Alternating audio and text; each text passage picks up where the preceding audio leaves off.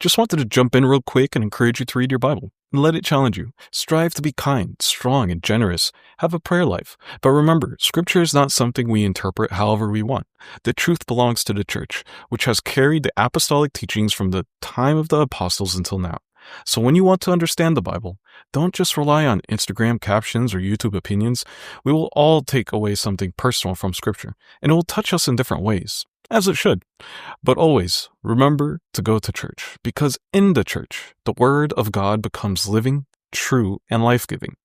Now join us as we explore Proverbs 31 together with humility and with curiosity. Enjoy the episode, and we'll see y'all on the next one. Hey y'all, welcome to another episode of Unfiltered Faith, where we have real conversations rooted in faith. My name is Faven, and we will be doing a conversation on Holy Girl Summer, which I'm super excited about. I love the girly pops. I think it's going to be a lot of fun. And so we're going to kind of root our conversation on Proverbs 31, a Proverbs 31 woman in this worldly context we live in. So I brought some of my friends here so we can discuss it from all of our perspectives. Would you like to introduce yourselves? Hello guys, my name is Yapsara. Hi, my name is Miriam. Hi, my name is Ruth. My name is Faven. So let's go ahead and get started. I'm going to read a little bit about what a Proverbs 31 woman looks like. So what is Proverbs 31? She's a woman that is noble. She's described as wise, resourceful, capable, and she's praised for her strength, generosity, and dedication to her family and community. If you haven't read Proverbs 31, I suggest you pause this video and go ahead and listen and read the whole chapter. All the girls read it, but I want to read the whole thing for all of us. So pause. Okay, everyone, go ahead. Tell me what being a Proverbs 31 woman looks like to you. I would say a Proverbs 31 woman looks to me, as I was reading the passage, reading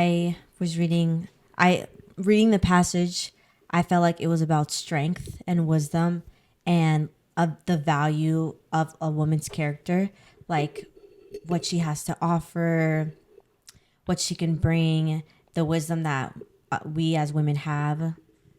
That's what I got from the passage. That's real. Mm-hmm. Yeah. To me, to just put it shortly, it's someone who knows themselves and who's rooted in her faith and not just in the worldly context, but she knows what she can bring, and she's someone that people can look up to and not just someone that is always following. So yeah. That's well said. Yeah, going off of what Yapsara said, someone like a woman that can be like reliable and also independent and confident in her own way as well. Yes. We all said it so beautifully. I don't know if you guys seen this like on social media, but for me, I feel like the media is definitely like romanticized what a Proverbs 31 looks like. She's like waking up at 5 a.m., hitting the gym, and like she's got this like perfect life, and all that. Like she's her own woman. I think like to an extent it's a bit over dramatic, but I do think that everyone is like a Proverbs. Everyone's like internal goal is to be their own version of that while still honoring God at the end of the day. So modest, beautiful, confident. So I love how y'all explained it. I love it. Kind of to segue into later on, other questions. What would you say some of y'all's like favorite activities to do that are still like faith-centered but still make you feel like feminine? Like that Proverbs 31 girl, but like it's like the girl and the faith, you know? I can start if you don't want. Go. You want to go? Is she? I would say my favorite thing to do is arranging flowers. It's like so cringy, but it makes me feel like such a girl. And I think like whenever I make a bouquet, I kind of like stop and think about like nature, and it really makes me sit down and think about this beautiful world that like God has brought us to. I'm like thinking about every little petal, how I arrange it, and I also think about Mariam too, and like that, just Mariam, Saint Mary, the beauty that she embodies, that purity. I see that with every flower, and I just like love arranging it. It's just one of my favorite, like I would say, hobbies. Yeah. Okay. One thing, I don't know if it's super feminine, but I do love like going on walks or like listening to like faith-centered podcasts. And that in a way is like you're looking at God's creation, but at the same time, it's not something that like you're not at church. You're not. It's not specifically like you're at church and you're serving, but it's more serving yourself in terms of like you're genuinely listening to the word of God. At the same time, you're not stuck in like a specific place. So I love going out walks. I know like my Dallas people know like White Rock is just such a beautiful place to be at. So that's one thing that I feel like it's feminine, but at the same time, it's just like my time with God. So yeah. For me, I would say putting out that nurturing spirit, whether that's caring for someone or comforting someone or just giving out wisdom or advice. I feel like being nurturing to one another makes me feel like feminine and deep in my faith. That's good. I like that. I feel like for me, it would be like taking an everything shower. Real? Yes, That's the real one. because like I feel clean, and then Yes. it's like, you know, like treat your body like it's a temple, like Amen. God said. So Amen. like I come out that shower and I feel really clean and confident, and I'm just like so grateful that I'm like loving everything. You know what I mean? Exactly. Yeah, that's exactly what. That's so good. I love it. I love to see it. I wanted to wait. Remind me of the last bit. What you said. The walks.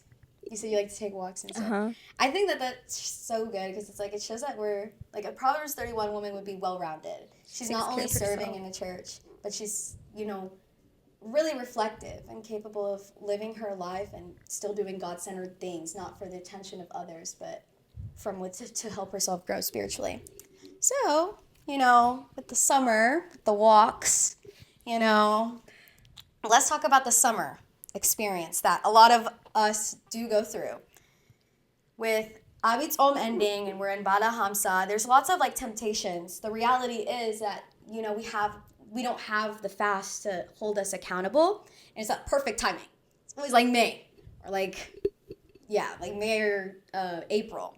So what would you say are some like challenges that you feel like you experience post Abit's Om that's like kind of summer, like kind of like seasonal, like specific to the summer, you would say? I would say one thing is first, when you're fasting, you're very limited on your food and stuff like that. And you know how gluttony is like, that is a sin, but I feel like that's one thing we also forget. It's like, once that's over, it's not even just with food. It can be with drinks, with anything that instantly you're like, okay, the fast is done. So like the way I'm living right now during the fast is over. So I think that's one thing that I sometimes struggle with is like, yeah, I'm not fasting Wednesdays and Fridays, but like I should still be able to act accordingly. It doesn't have to be that I'm like putting food away or restricting food, but it can be like, like being sure of what I'm eating, making sure I pray and things like that. So that's one thing that I struggle with, and like I have to make sure that I'm keeping myself grounded in. That's relatable. I feel like a lot of us kind of struggle with that. I would say when it comes to like summertime, I feel like one of like the biggest temptations is like going out and drinking and all these things. And like, especially with like societal pressures, we as like young adults tend to gravitate towards that. And as someone who used to struggle with that, the way I used to like just stray away from that temptation would be just to like know like what my priorities are and know that those are just temporarily fun activities and they don't really bring you any like benefits, or it's just temporary joy and it doesn't fulfill you in any way. Yeah, to kind of bounce off of that, because I really do relate too. A lot of people do kind of go through that season of being caught in like party experience and going out and this, that, but you're right that it's not fulfilling, but a lot of people have a hard time kind of seeing that. They're like, oh, I want to experience it. Like, I want to know what it's like, so I know it's not for me. I personally don't recommend that. And it's harder to kind of think like that if you're around people that are constantly in that scene. So being around people that kind of not necessarily push you towards a spiritual life, but they don't lead you towards a worldly life per se. It's like if you're surrounded by a bunch of people that go out and drink and party, obviously you're going to be more inclined to do that. So trying to stay away from people like that is like a good step you can do over the summer. I agree. Yeah. That's a good piece of advice that you gave, though. Ritzy, what are you thinking? I feel like I get very lazy. Oh. So I'll find excuses to, like, let's say not go to church, or like not pray, not get up and pray.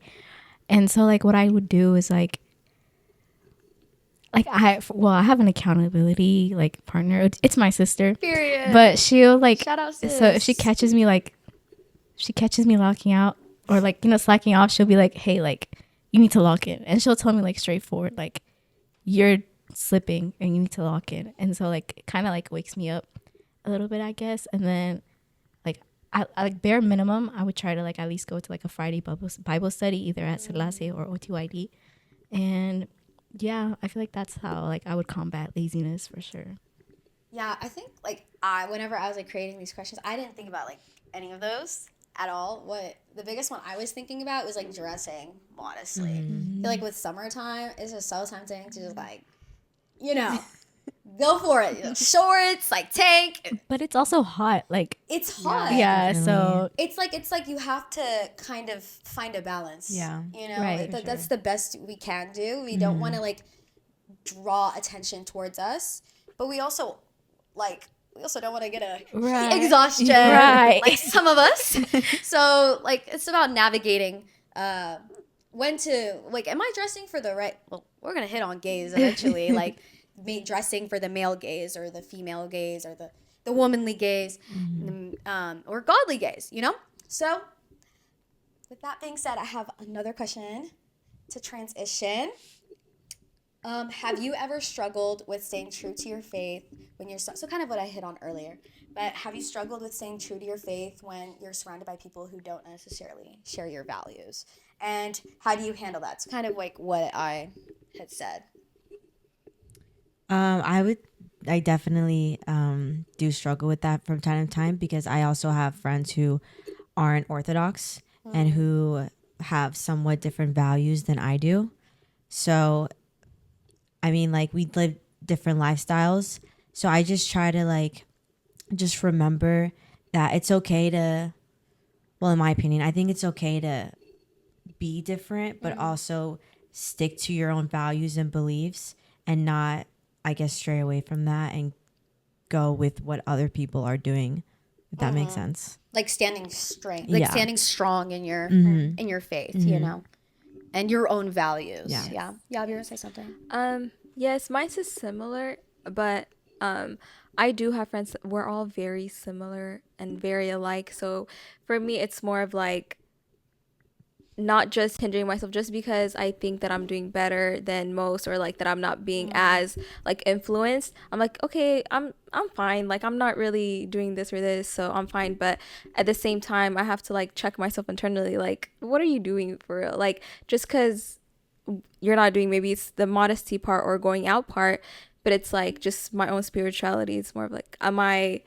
still doing the will of God? Am I still serving? Am I still praying and stuff like that? So that's one thing that I struggle with, and that I have to make sure that during these times is, yes, my friends and I, maybe we don't go out as much, or we the things we do aren't as, you know, like people won't side eye or anything like that. But it's more, what am I doing during my time when we're not fasting, or when we're not like in a particular city, when we're not in Dallas and things like that. So No, yeah, you bring up a good point. I was gonna touch on it, but I think we'll touch on it later. Don't worry. Yeah. okay, well, wait, can you repeat the question? Yeah, it's, have you struggled staying true to your faith? And how have you navigated that when you're surrounded by people that are, you know? So I wouldn't say, I learned, like, because I'm surrounded with people that are not Orthodox, or at least like, well, most of my friends are Christian, but some of them are like either Catholic or a different like denomination in Christianity. But they ask like really hard questions to answer. Like, even that makes me question if I really know my faith. So like, what I would do is like that's what I was like, I would say like, Yeah. it's really like hard to answer their questions. So what I would do is like, I would write them down, and then I would ask like a priest or like my confession father like those questions, and then I would tell my friends like the answer that they gave me, because like some of them are like like it's really like they really ask like tough questions, and I'm just like, wow, like you bring up a good point, but I don't really know the answer to that. Yeah. But Which is yeah. totally okay. I Yeah. think it's good to like not fight for the sake of fighting. Yeah. I think it shows like you're really strong. That you're like, I'm still gonna hold on to my faith. Yeah.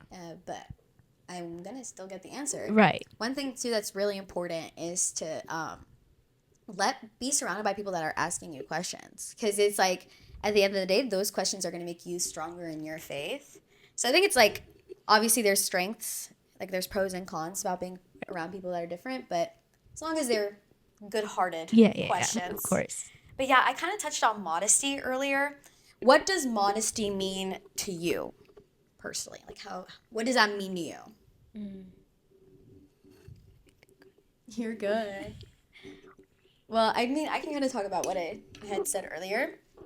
I think for me, I've always kind of struggled with modesty.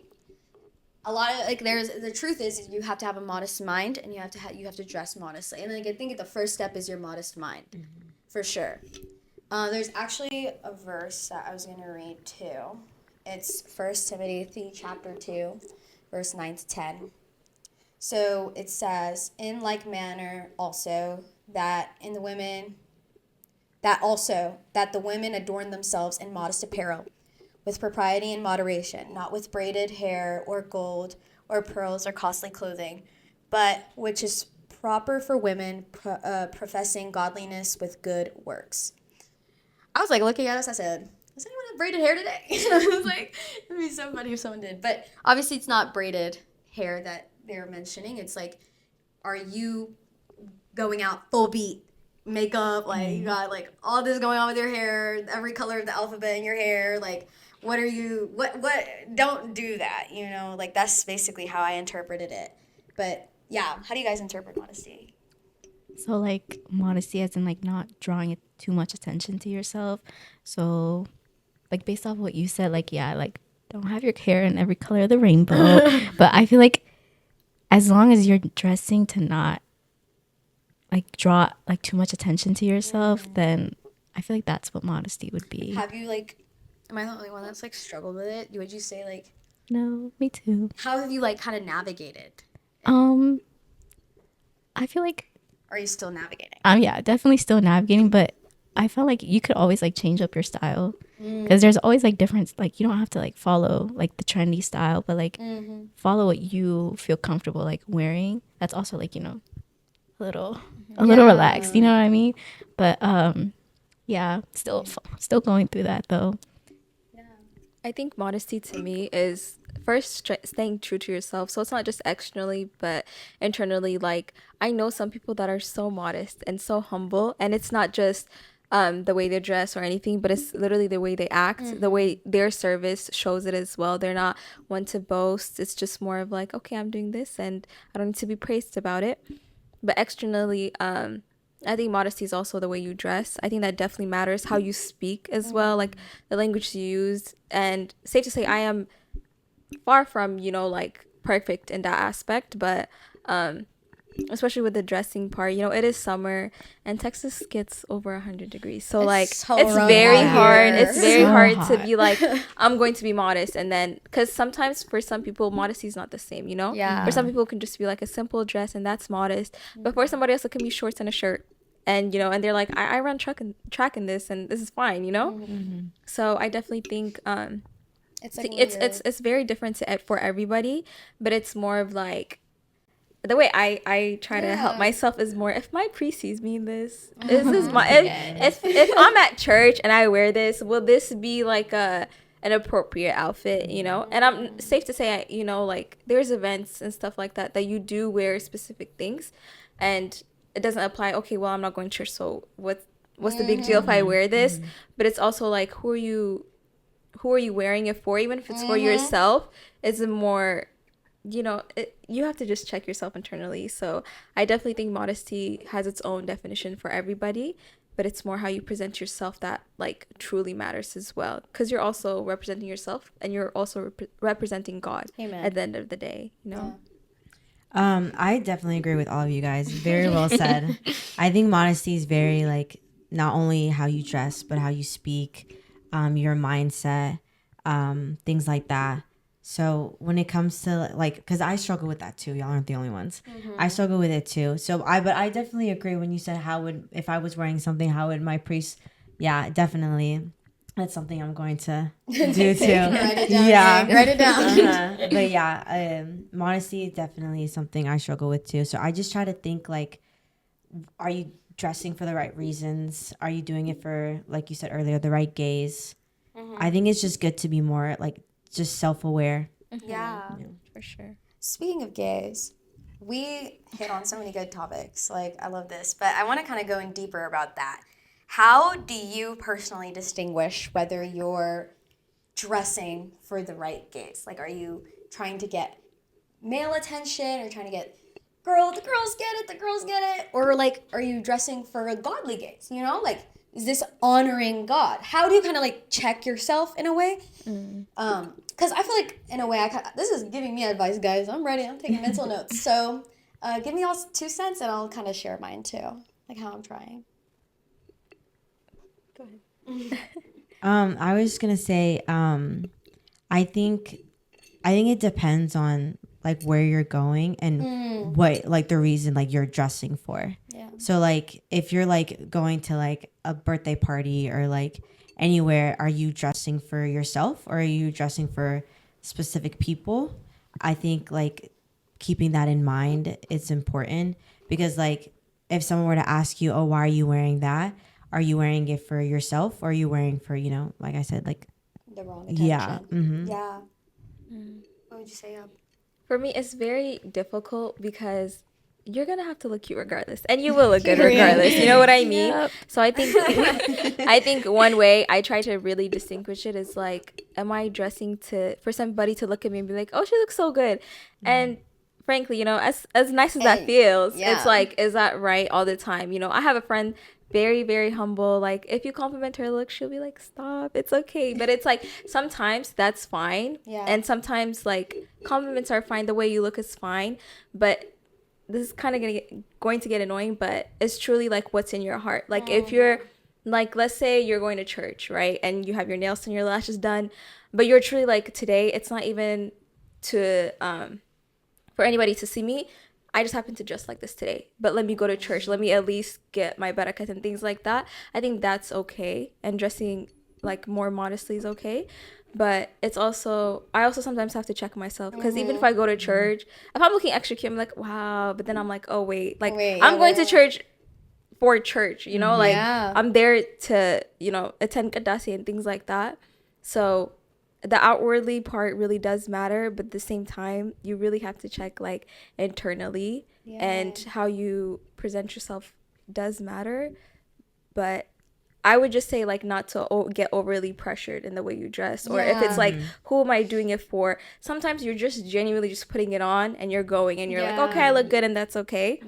And sometimes it's just more check yourself internally. And I think the female gaze, I feel like as girls, we're more towards the female gaze because we're like, if somebody thinks I'm cute, I'd rather take that compliment from a girl or from like my sister more than a man. You know what I mean? So that makes sense. But yeah, that's what I gotta say. No, you bring up some of your points. Do you want to answer? I have no idea how to answer that question. I just want to talk about a couple of things that y'all or that you had said. Wait, fine. Oh, Guys.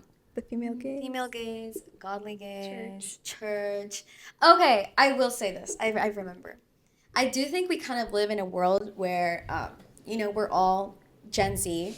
We've kind of become numb to like what's modest and what's like immodest. Yes. I think it's like a really big issue that, like, for example, I like about a year ago, I would leave the house in something that I would view as immodest now. But back then I'd be like, me covering up, like, ooh. But at the end of the day, you're so right, because like it's all about where your heart is at the time, and it's so important for us to not judge where people are at, because maybe someone wearing mid-thigh shorts, this isn't no judgment, because we all do, but maybe someone wearing mid-thigh shorts instead of short shorts is a modest day for them, and you're the type to always cover your ankles. You're in no place to judge them, because if that person is in their journey and through modesty and they feel like they are honoring God by like at least getting one step closer, we're in no place to judge them. It's a process, but I do think it's so beautiful that our sisters always like try to keep each other in check.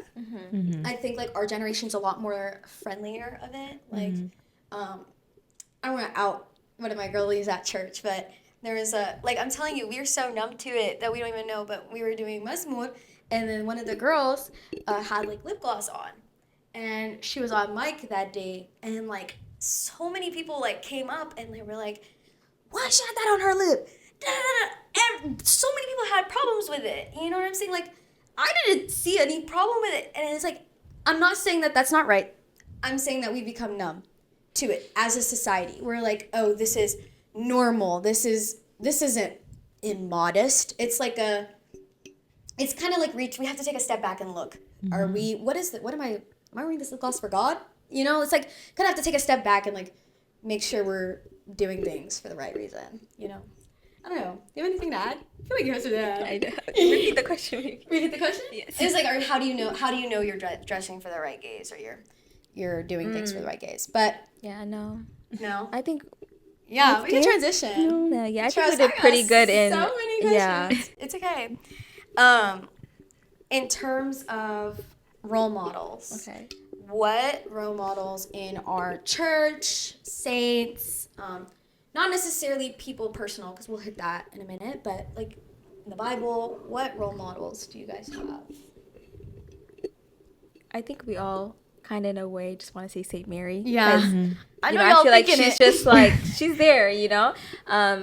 That's one woman I think I would say, a very modest woman. And yes, she's, you know, Jesus' mother, but it's not only just because of that she's modest. I mean, that is a way that reflects why she is his mother, but I think just in the Bible and how she carries herself is one way that I'm like, I remember me and my friend sent a TikTok to each other. She's like, it just said something along the line of, if Mary was to come to your house, will she be able to wear your clothes? And it's like, I know everybody's gonna say yes, my habashak amis, but you know, like apart from that, you know. So I feel like that's one way, like we've even just out of nowhere came up in the discussion. That's a good question. I'm not gonna lie. Wow, that's got me rethinking everything. Low-key. Wait, repeat it.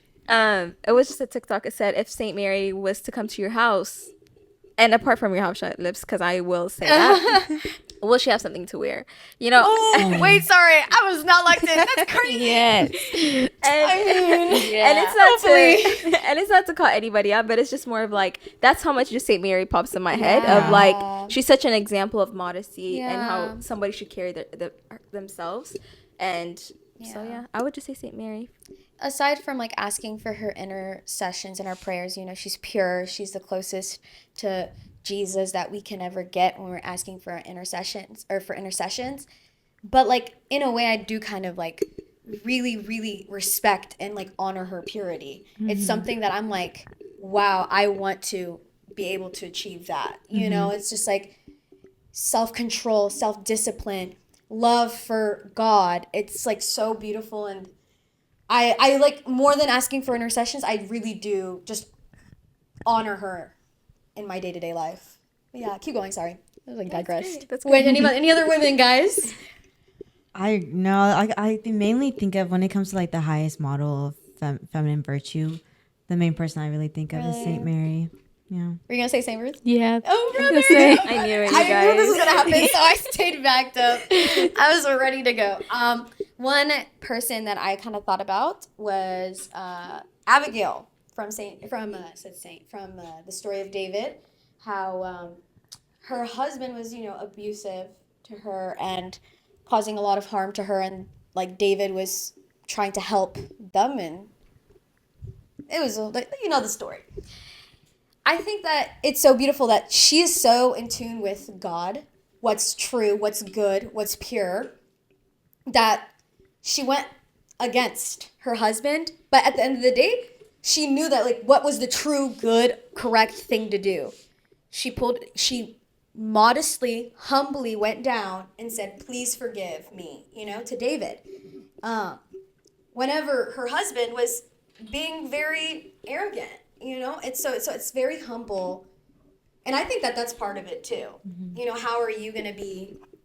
Are you capable of, you know, doing that? That's a test. Humble, yep. That's a test, I think, that we, you know, have to really think about, because that's part of being modest.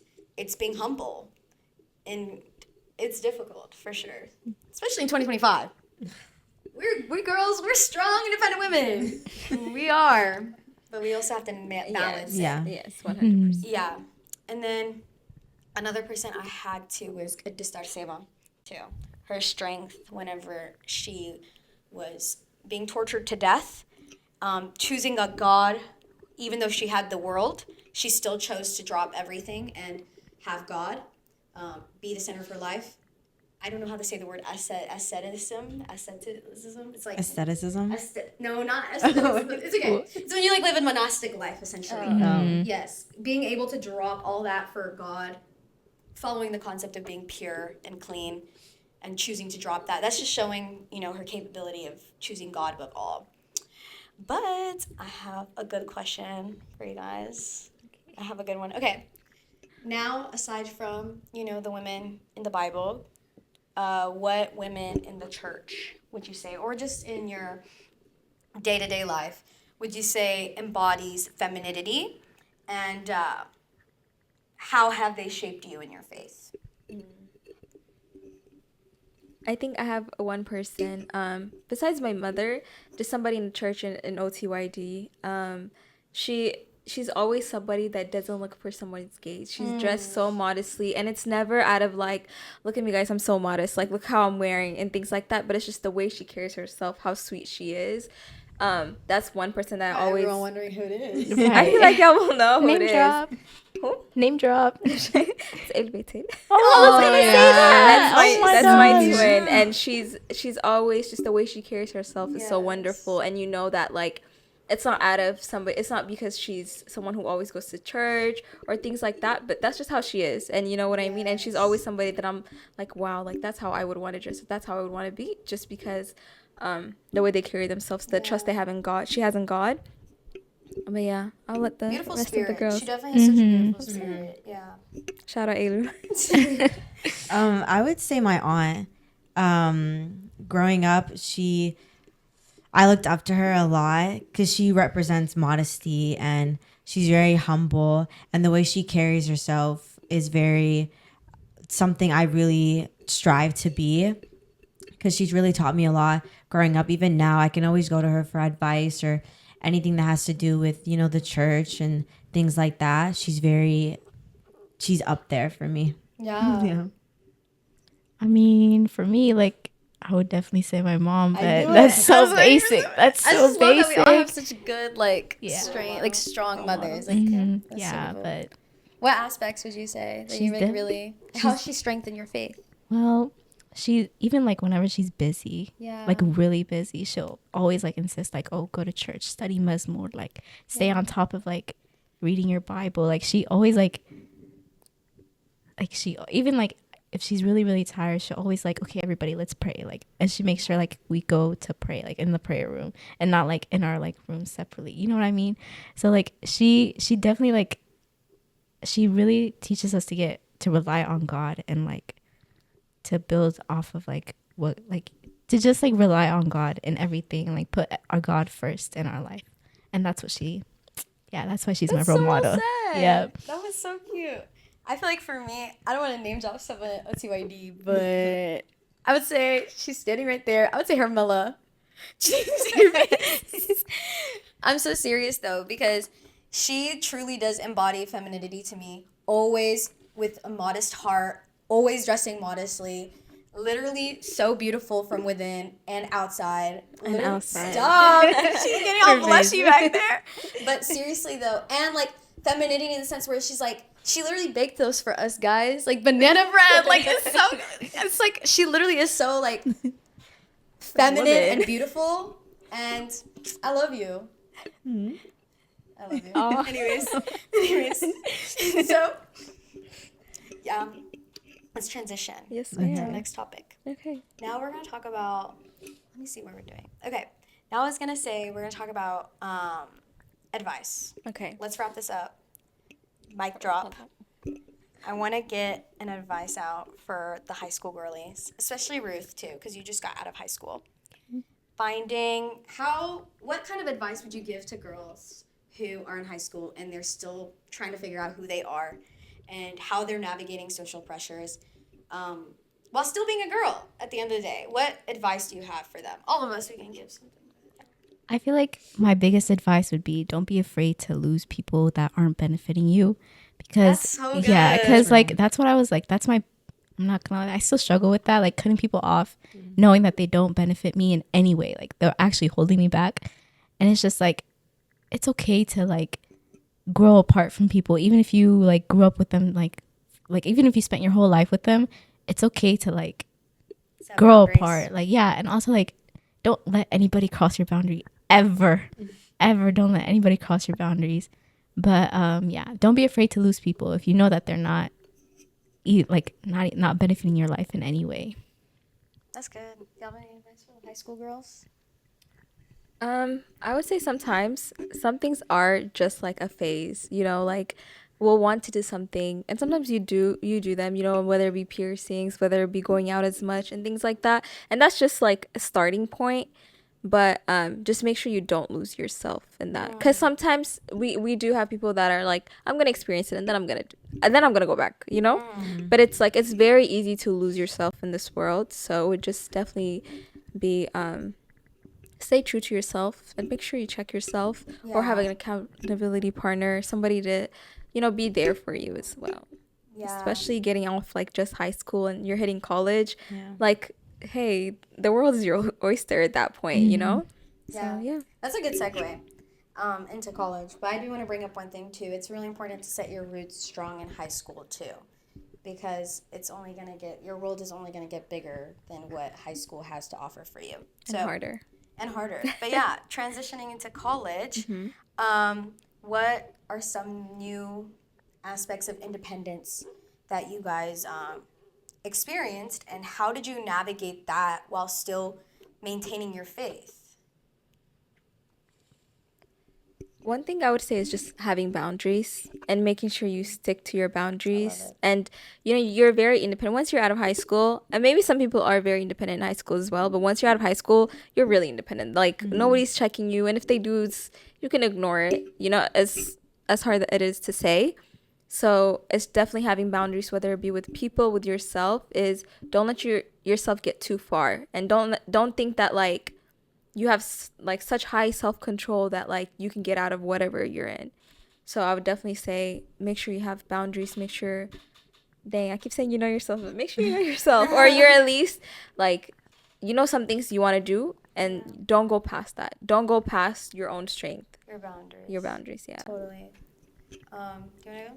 I would say, like, getting out of high school and starting college, you're like trying to find yourself. I would say root your identity in God and not the world, because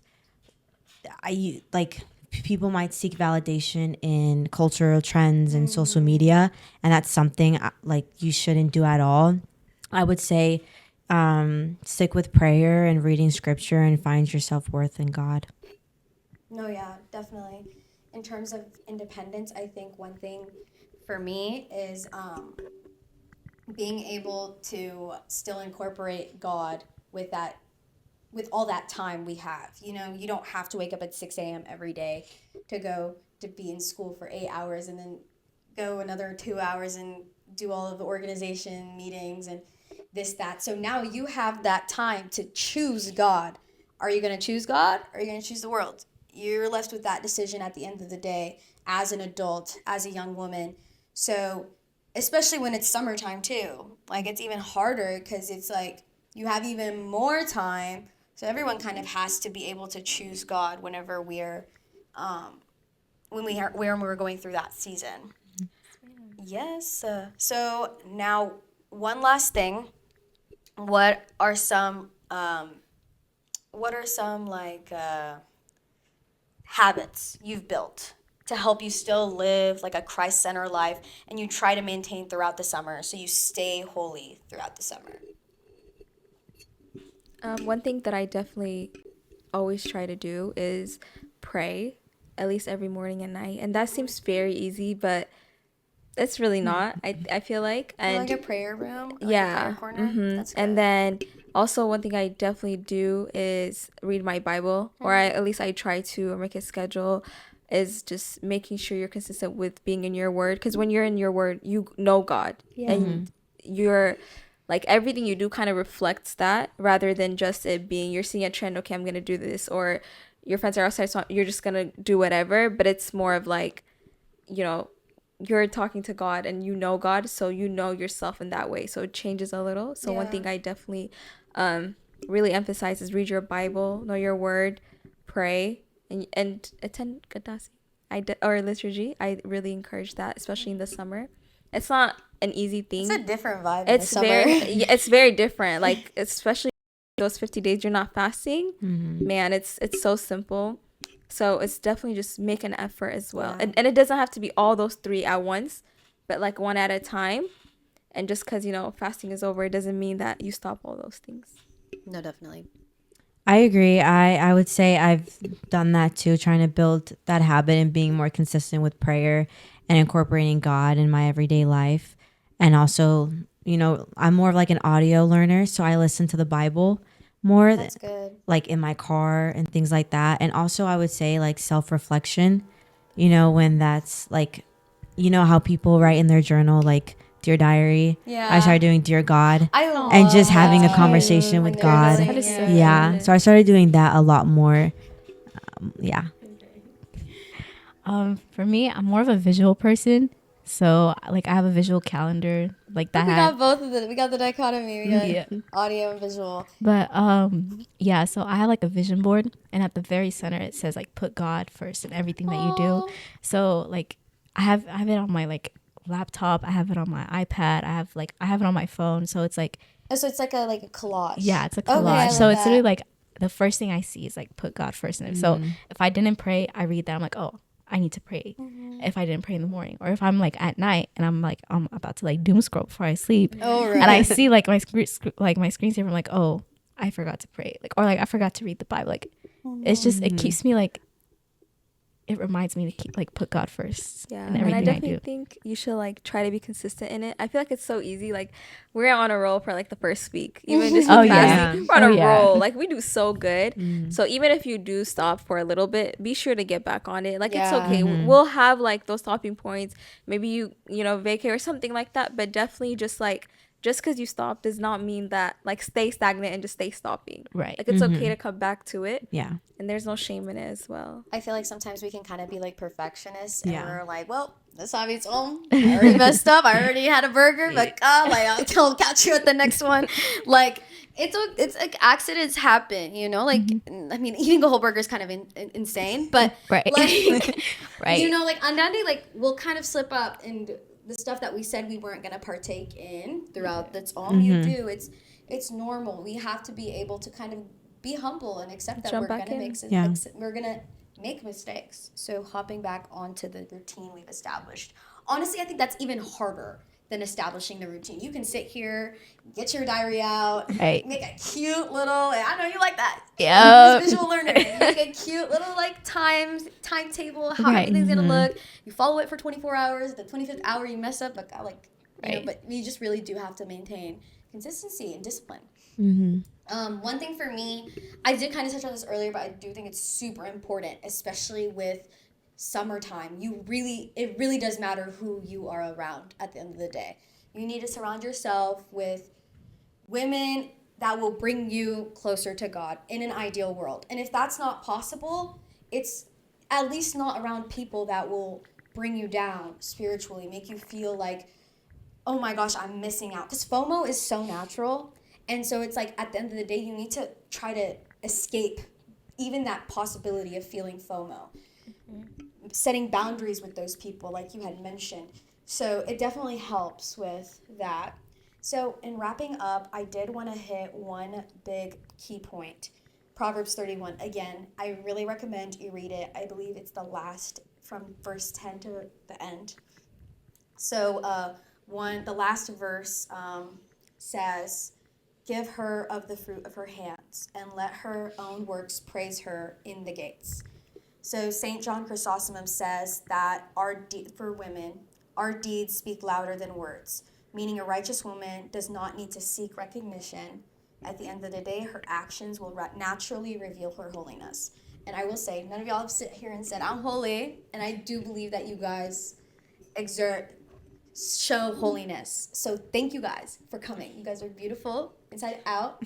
I love you guys. Thank you. Yes, and so that's it for today's episode.